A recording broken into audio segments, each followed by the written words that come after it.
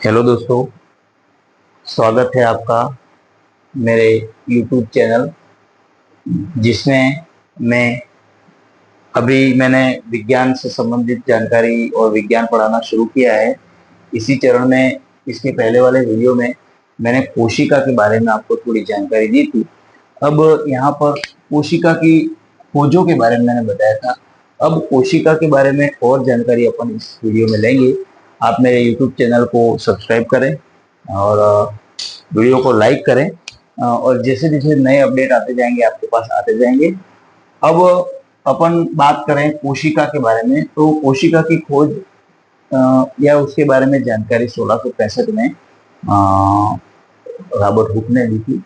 और Robert Hooke ने स्वयं निर्मित जो सूक्ष्मदर्शी यंत्र था उससे उससे स्वयं निर्मित यंत्र था उससे कोशिका के बारे में जानकारी दी थी। उसके बाद जैसे अब सबसे पहली बात ये आती है कि कोशिका की परिभाषा। अब आपको अगर आप छोटी इनिशियल स्टेज से शुरू करें तो कोशिका कहते किसे, कोशिका के बारे में थोड़ा सा आपको ये ध्यान रखना है कि कोशिका किसी भी जीव की, अब अगर अपन बायोलॉजी में बात करें तो कोशिका सबसे आधारभूत इकाई है, सबसे मूलभूत इकाई है। अब मूलभूत इकाई है तो मूलभूत का मतलब आप जानते हो कि किसी भी कार्य को स्टार्ट करने के लिए कोई जीव का शरीर बनेगा या जीव की संरचनात्मक इकाई बनेगी, तब ये बायोलॉजी की सबसे प्रिमिटिव, यानी कि सबसे प्रिमिटिव तो नहीं कह सकते हैं पर सबसे पहली स्टेज है और मूलभूत इकाई है। तो इसकी सबसे पहले तो आपको डेफिनेशन याद रखनी पड़ेगी जिसका नाम है, जो आपको मैं बता देता हूं कि किसी जीव की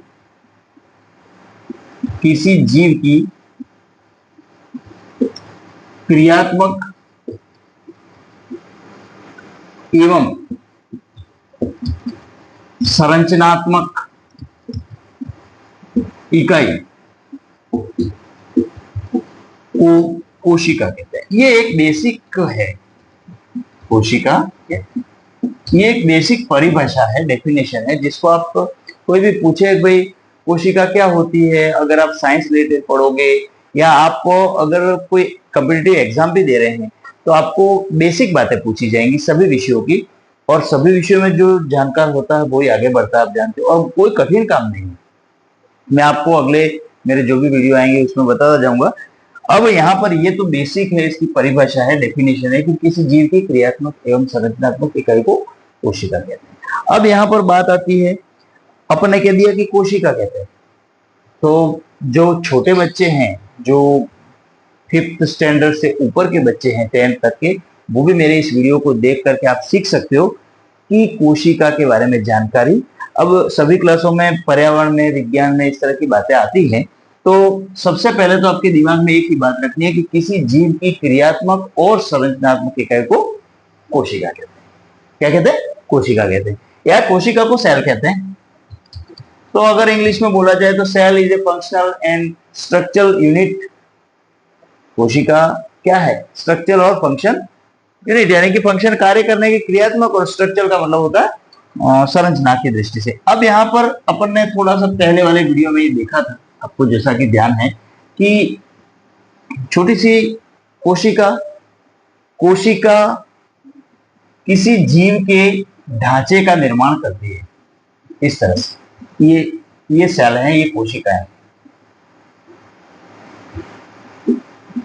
अब अपन इसमें से केवल एक इकाई को पढ़ रहे हैं, ये एक इकाई, ये दूसरी, तीसरी, चौथी, पांचवी, छठी, यानी कि ये सभी कोशिका है।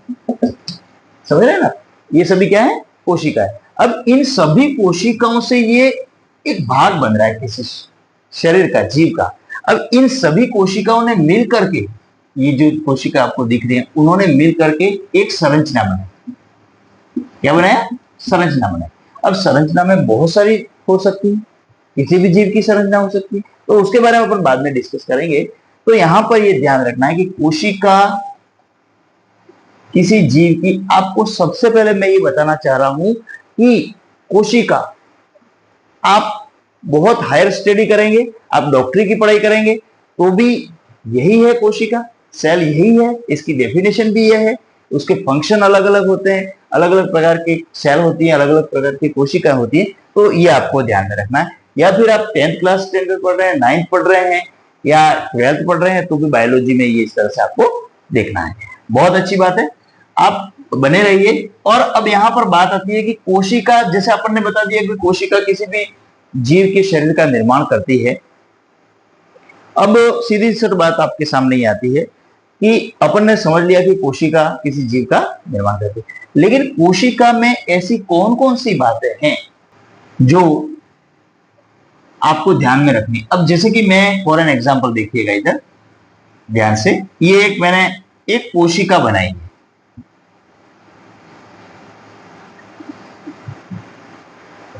क्या बनाए? कोशिका बनाई, सेल बनाई।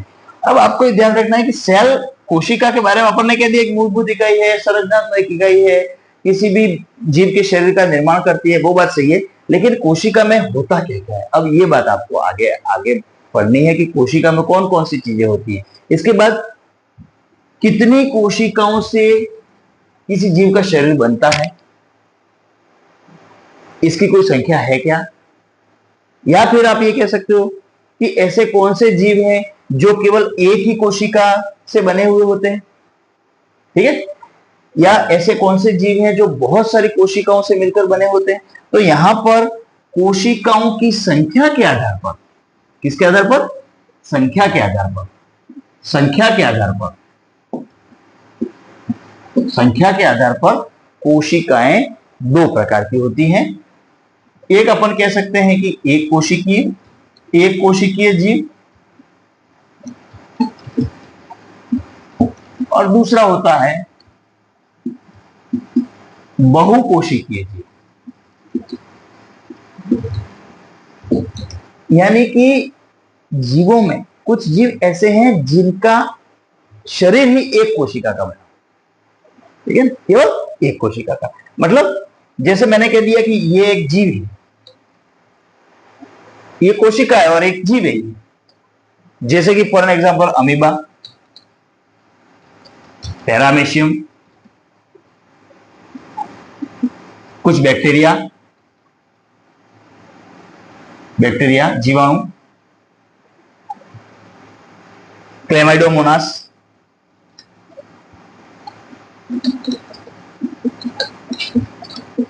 ये सभी एक कोशिकीय जीव, समझे ना?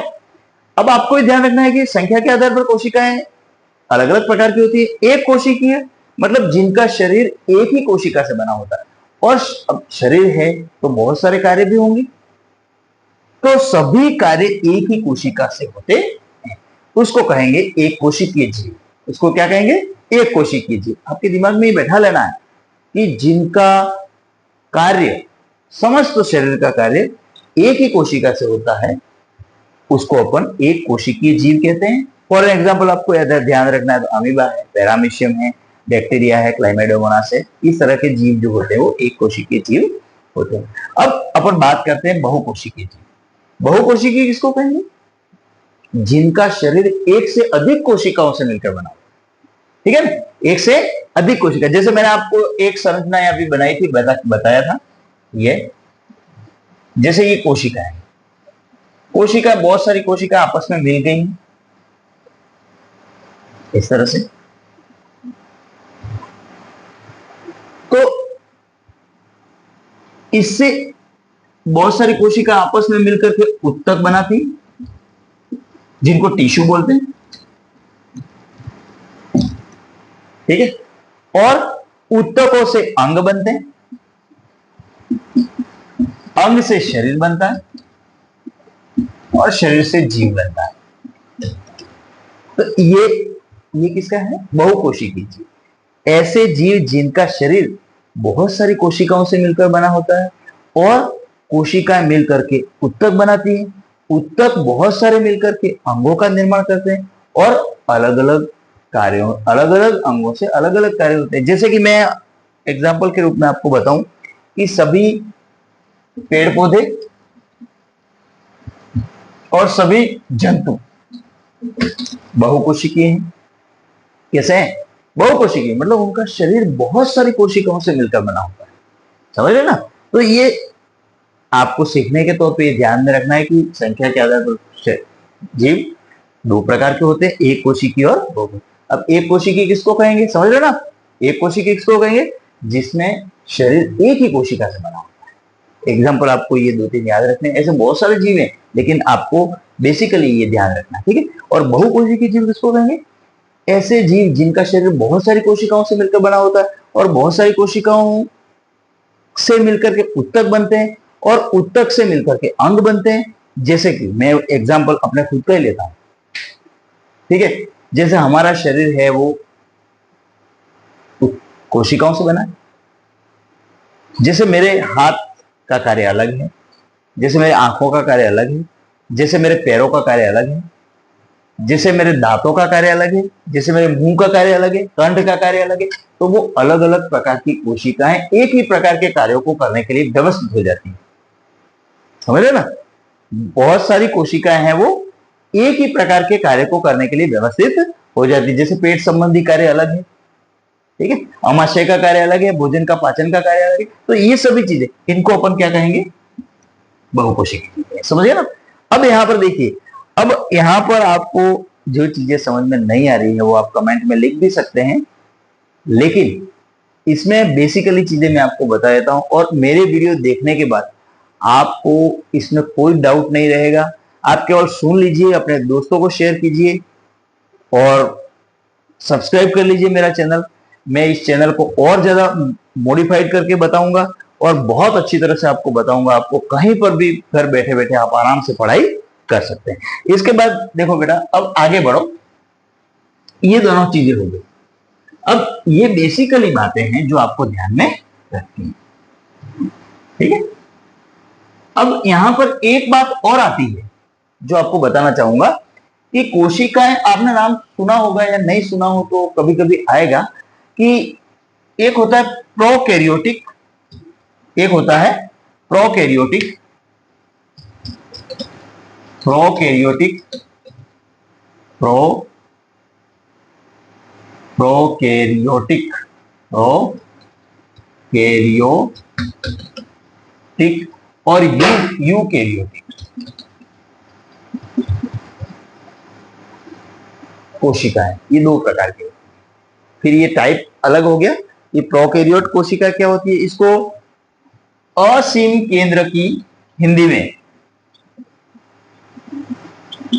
और इसको ससीम केंद्र की भी कहा जाता है। अब यहां पर देखो, ये टॉपिक भी बड़ा है, लेकिन बेसिकली आपको समझने के लिए ध्यान रखना है कि प्रोकैरियोट कोशिकाएं क्या होती हैं और यूकैरियोट कोशिकाएं क्या होती हैं। प्रोकैरियोट कोशिका वे होती हैं जो बहुत पहले, जब प्रकृति में कोशिका का निर्माण हुआ उस समय बनी थी और ये आद्यकालीन होती है, पुरानी होती है। आकार में ये छोटी होती है, ये थोड़ी कोशिका बड़ी होती है, ठीक है। इनके यूकैरियोट में केंद्रक स्पष्ट होता है, वो केंद्रक अभी आगे बताऊंगा मैं आपको। इसमें केंद्रक अस्पष्ट होता है, यानी कि कोई फिक्स संरचना नहीं होती है। अनुवांशिक पदार्थ पूरे कोशिका में बिखरा होता है, जबकि इसमें अनुवांशिक पदार्थ केंद्रक में होता है। ये जो कोशिका होती है प्रोकैरियोटिक, इसमें कोई झिल्ली वाले कोशिकांग नहीं होते हैं, जबकि इसमें झिल्ली वाले कोशिकांग पाए जाते हैं। तो ये सब बात की बातें हैं, मैं आपको केवल याद रखने के लिए कह रहा हूं कि प्रोकैरियोट और यूकैरियोट में अंतर क्या है। तो ये दोनों कोशिकाओं के प्रकार हैं, ठीक है। अब आगे बढ़े। आपको एक एक टॉपिक में इतनी आसानी से समझा दूंगा कि आपको कहीं पर दूसरा, कहीं पर भी पढ़ने के एक्स्ट्रा। इसके बाद ये लेसन हो जाएगा, उसके बाद मैं क्वेश्चन भी करवाऊंगा और क्वेश्चन करवाने के बाद आपको इसके आंसर भी बताऊंगा। इसके बाद देखिए, अब अपन बात कर रहे थे कोशिका के बारे में। तो अपन ने पढ़ लिया कि कोशिका की खोजें कैसे हुई, कोशिका की डेफिनेशन क्या है, परिभाषा क्या है। लेकिन कोशिका को याद रखने के लिए आपको बेसिक चीजें क्या याद रखनी। तो कोशिका को याद रखने के लिए आपको बेसिक चीजें ध्यान में रखनी है। कोशिका में कौन कौन सी वस्तुएं होती है, कौन कौन सी चीजें होती है। या फिर यूं कह सकते हैं कि कोशिका किन किन पदार्थों की बनी होती है या कौन कौन से उसमें अवयव होते हैं, ये ध्यान रखना आपको, ठीक है। तो आपको बेसिकली 3 बातें याद रखनी, मैं आपको बता देता हूँ। एक होता है कोशिका झिल्ली,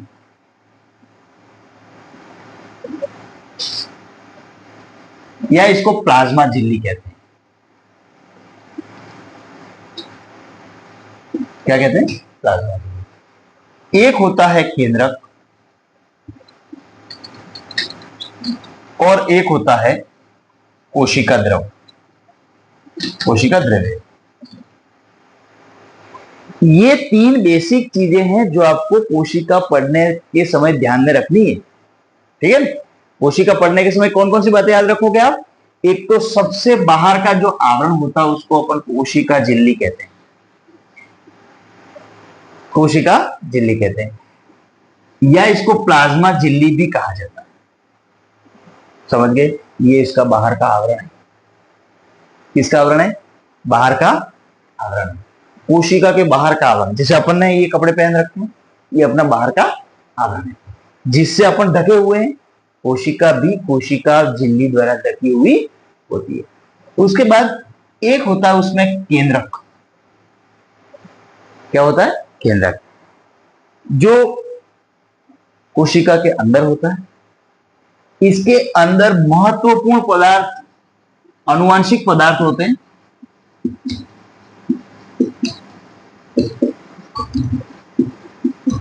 आनुवांशिक पदार्थ के बारे में बताऊंगा आपको, आनुवांशिक पदार्थ क्या होते हैं ये भी बताऊंगा, क्या काम करते हैं ये भी बताऊंगा, कौन कौन से आनुवांशिक पदार्थ होते हैं ये भी बताऊंगा, ठीक है। तो आपको बिल्कुल मजा आ जाएगा पढ़ाई में, और बिल्कुल कहीं दूसरी जगह आपको जाने की आवश्यकता नहीं है। आपको बस ये वीडियो देखो, और वीडियो देख करके आप थोड़ा सा अपने दिमाग में रिवाइज करो। आनुवांशिक पदार्थ पाया जाता है इसके अंदर, केंद्र के अंदर। और ये अपन ने बताया प्लाज्मा झिल्ली या कोशिका झिल्ली। इसके बाद दूसरा क्या बताया? केंद्रक बताया, ठीक है। केंद्रक और कोशिका झिल्ली के बीच में जो पदार्थ, द्रव पदार्थ भरा होता है, लिक्विड भरा होता है, उसको अपन कोशिका द्रव्य कहते हैं। इसको क्या बोलते हैं? कोशिका द्रव्य। तो यहां पर 3 बेसिक चीजें आपको ध्यान में रखनी है। कितनी? 3। कोशिका को याद रखना है, कोशिका को पढ़ना है। कोशिका को पढ़ने के लिए आपको 3 बातें ध्यान रखनी है। कोशिका झिल्ली सबसे बाहर का आवरण, केंद्रक सेंटर में होता है, या अपन यूं नहीं कह सकते कि सेंटर में ही होता है हमेशा, वो स्थिति के अनुसार बदलता रहता है। अलग अलग जीवों में अलग अलग केंद्रक की स्थिति होती है। उसके बाद केंद्रक और कोशिका द्रव्य के बीच में जो पदार्थ भरा होता है, सॉरी, केंद्रक और कोशिका झिल्ली के बीच में जो पदार्थ भरा होता है उसको अपन कहते हैं कोशिका द्रव।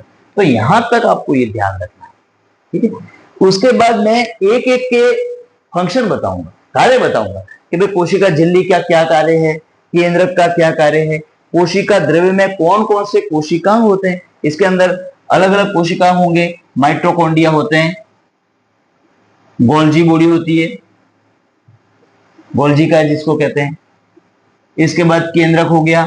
उसके बाद ये आएगा आपके रिक्तिका होती है, ठीक है। उसके बाद आपके लाइसोसोम होते हैं, ठीक है। उसके बाद बहुत सारी वस्तुएं जो इस कोशिका द्रव्य के अंदर पड़ी होती है उनको आप कोशिकांग कहेंगे। क्या कहेंगे? कोशिकांग। कोशिका के अंग जो कहां पर पाए जाएंगे? कहां पर पाए जाएंगे? कोशिका के बाहर वाले आवरण और केंद्रक के बीच वाले भाग। इन दोनों के बीच में क्या भरा होता है? कोशिका द्रव्य, जो लिक्विड है वो इसके अंदर भरा। और ये माइटोकॉन्ड्रिया है, गोल्जी का है। इसके बाद अंतःप्रद्रवी जनिका आती है। उसके बाद रिक्तिका, लाइसोसोम, ये सभी कार्य उनके अलग अलग फंक्शन है जिससे आपको आगे बढ़ना है। और आज केवल आप इतना ही ध्यान दें, ये मेरा शॉर्ट वीडियो है, मैं बड़े वीडियो भी बनाऊंगा। मेरे चैनल को लाइक कर लेना, सब्सक्राइब कर लेना और बेल आइकन को दबा देना। जब भी मैं वीडियो डालूंगा तब मैं आपको नोटिफिकेशन पहुंचा दूंगा, पहुंच जाएंगे नोटिफिकेशन। तो आज मैं शॉर्ट में आपको केवल इतना बता रहा हूं जो सभी क्लासों के लिए अनिवार्य है कि कोशिका झिल्ली, केंद्रक और कोशिका द्रव्य, ये 3 पार्ट आपको ध्यान में रखने हैं जो बहुत बेसिक चीजें आपको कोशिका पढ़ने से पहले बहुत अच्छी तरह से ये ध्यान में रखना है। अब मैं एक एक का फंक्शन आपको बताऊंगा। इसके लिए लंबा वीडियो बनेगा, मैं एक एक के डिटेल में आपको बताऊंगा। आपको नीट की तैयारी करनी है तो भी ये बहुत आवश्यक रहेंगे, आपको दूसरे एग्जाम के देने हैं तो भी आपको बहुत अच्छी तरह से काम आएगा। और धन्यवाद, बहुत बहुत थैंक यू। और मेरे इस चैनल को सब्सक्राइब कर देना। धन्यवाद।